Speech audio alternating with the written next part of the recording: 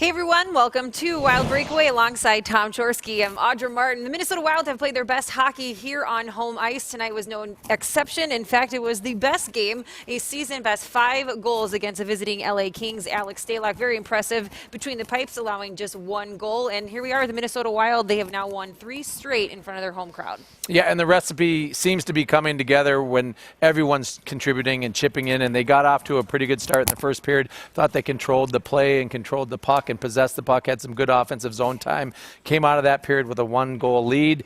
Then Alex Stalock had to be sharp. He stopped 15 shots in the second period and kept LA at bay, and then the Wild came back out in the third period, and the floodgates opened a little bit, and it was really good to see players like Mikko Koivu get his first goal, kind of get the monkey off his back. Eriksson Ek came in from being injured. He scores. Spurgeon scores.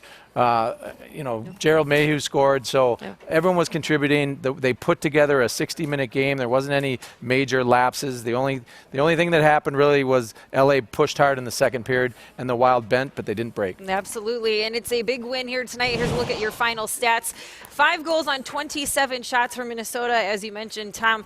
First goal of the season from the captain, Mikko Koivu. Also, Joel Eriksson Ek with his first of the year. The Minnesota Wild finding 11 different skaters with a point here tonight. They are now averaging 4 goals a game at the XL Energy Center.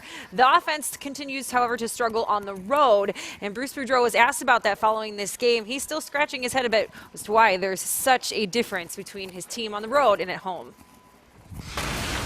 You know what, the more I looked at it, we played a really good game in Nashville too. I mean, sometimes we're been snake bitten a little bit, and then I thought the first 3 or 4 games, we didn't have our gelling or our rhythm yet, but I think we're starting to get there a little bit. And this is a team, as long as I've been here, has been a good road team. So I think at some point it's going to pick up.